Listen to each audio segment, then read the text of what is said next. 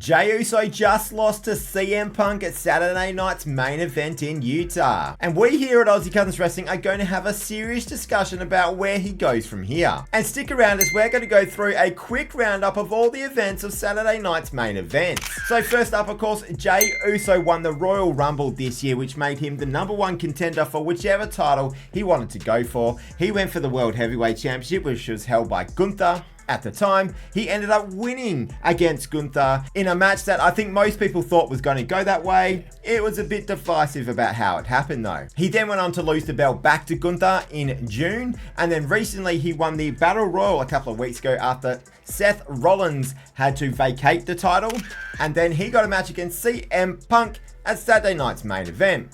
CM Punk ended up winning that match. It was okay. It was probably a match of two halves, I think. The first half, it was like they'd never met each other in their life. There was serious chemistry issues for a lot of it.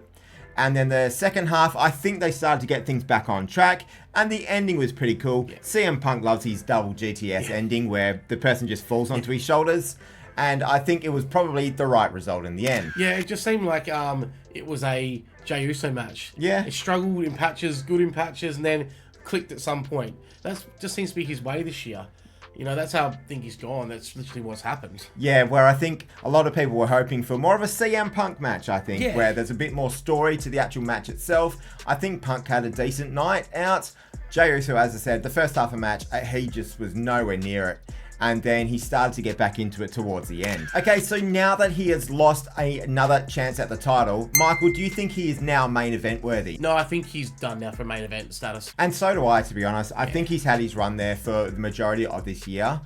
I think the stuff that come out with WWE Unreal didn't help him whatsoever. No. Where the people in the back room were like, it was almost an afterthought that they were going to put him into the title picture. Someone randomly came up with the thought and eventually they tried to figure out a way to get him there.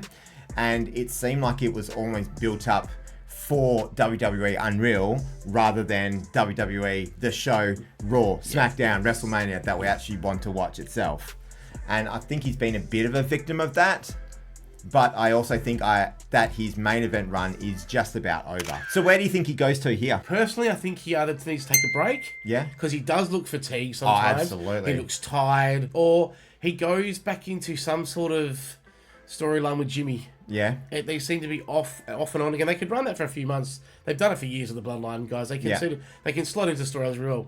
It's either that or he takes a break. He needs to. That's until I can see where he's going. He's essentially been on the show every single week for probably the last couple of years, maybe 3. I don't know when he would have last taken a break. I think he may have done after WrestleMania 39 when they lost the belts to Sami and Kevin Owens. Yeah, possibly. I think he took a couple of months off there from memory. I don't remember him taking any extended period of time off. And you're right, he looks shot. Yeah. Like he looks really fatigued at the moment. He was blowing up so hard in that ring really early on. And he's against CM Punk, who was generally blowing up pretty early in a match and then gets it back. Yeah. But Jey was blowing up well before him. And you got to think he's, I think, 40 now, Jey Uso. So he is starting to get a bit. So it's understandable that these kind of things are happening.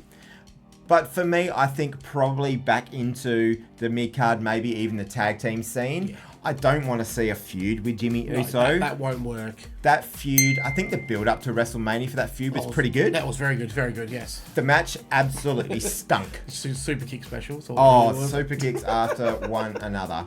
And I don't want to see that again. No. Unless they can somehow pull out something ridiculous. I just don't have faith in them doing that. So yeah, tag team run as an actual tag team for me.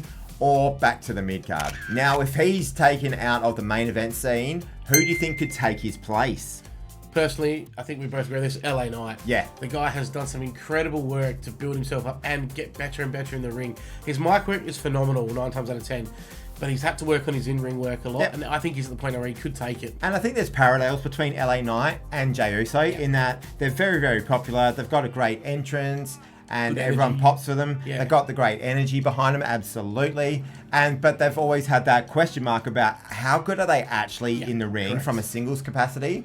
And I think LA Knight is just solid now.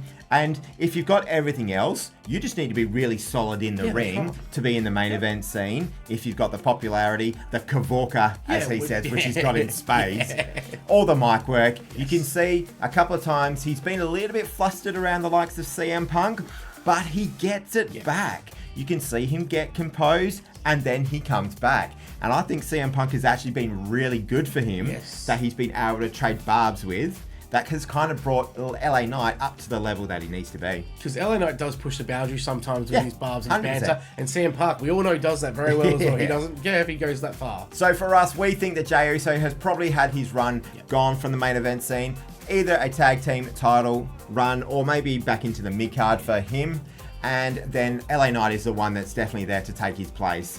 And we need to start building up more in the main event scene. Obviously, Bron Breakker has got to be there at some point soon as well. So let's move on to what else happened at Saturday night's main event. And that is, of course, Cody Rhodes defeated Drew McIntyre. Now, do you think this is kind of leading more into those bad guy tendencies of Cody Rhodes? I hope so, because it needs to, because Cody Rhodes is going to become very stale with this babyface towards the end. If he continues it past where Ron was a babyface, I believe it gets stale, and I believe the crowd may start to slowly turn. What he's doing now works well. He's flirting with breaking the rules or crossing the line. It's working really well at the moment. It needs to continue. I feel like a lot of the stuff he's doing that are kind of bad guy tendencies, heading towards a heel run, but not quite there. Yeah, I think it works. I think they're more strategic and they're smarter things. You're like, why can't he do that kind of stuff? Because he's against people who would do that stuff without even thinking about it. So it seems like he's doing this more of an intelligent kind of way. But at some stage, that is going to start to really get the ball rolling. So perhaps a heel turn is coming. Not yet, maybe in the next 4 to 6 months or so for Cody Rhodes. We shall see. And then, of course, Jade Cargill essentially squashed Tiffany Stratton. Do you think this is the right call? Yeah, maybe not as bad as a squash was, to be honest. But I do think Tiffy... it looks like she's struggling with a few knocks, bruises and bumps. She looks sore. But I do think it worked for Jade because the build-up and what she did, she had to win something eventually. Yeah. And I think it was right time, right event, right night for it. That's right. And, of course, it came pretty soon after that really good heel turn that she did that obviously, like, everyone could see it happening when she's holding the hand of Tiffany Stratton, but you didn't quite see how brutal she was in the actual beatdown. And Tiffany looks like someone who needs some time off. She has been outstanding this year. She has been put in some really difficult spots, and I think she has been wonderful. Now it's Jade Cargill's turn to really take the mantle of that belt. And then Dominik Mysterio continues his lying, cheating, and stealing ways. Is this one the right call as well? Absolutely. Why he's over 100%, me being a huge fan of Dom anyway, they need to keep him going. I mean, this is another good match. Rusev did amazing the way he sold that. Such a clever way to bring the bell. Just that, even I think the crowd was kind of confused as well at one stage there, but it worked well. Now they need to keep Dom going while the crowd is over with him, and he's still getting awesome chance reaction. They need to keep building on it. And this is how you do storytelling, in that he's been using the bell hammer for quite a few weeks. Rusev has stopped him, but Rusev can't stop him from actually just ringing the bell itself. So Dominik Mysterio continues on with that championship. And finally, as we discussed, CM Punk beat Jey Uso. So who do you think is next for CM Punk? Probably LA Knight at this stage if we get the right and push him up. But then I just don't know who behind him now. Was it Bron? Yeah. Is that just too soon? You know, because Bron's building and building. If they do it now, say Bron wins it towards the end of the year or the start of the year, is that too soon for Bron? Because then he may have peaked. Yeah. You know, LA Knight can have a really good storyline that could last a couple of events. Yeah. But then underneath that, there's a few that are coming back from injury or having breaks. So it's a bit of a tricky spot they're in the moment. Yeah, that's right. And then there's also the tournament to see who will be John Cena's final opponent that they've got to think about at this point in time, where the people who are like right up at the top end of that tournament, probably going for the finals, are probably going to have to be nowhere near the belt. That's right. But they still need to be main event stars, or at least face, people that they want to be building up into the main event. So they've got some decisions to make here. And you're right. I think the two that are there are LA Knight and Bron Breakker, depending on whether they want to go for a kind of a face versus face, but both are, you know, kind of badass kind of storyline, or a face versus heel in CM Punk and Bron Breakker. They've got some decisions to make here, which should, in theory, make for some very interesting television on Raw coming up. Is Bron a heel? Well, I think he's supposed to be a heel. Let's be honest, he's not. We didn't have him as a heel here in Perth. We absolutely cheered him the entire weekend.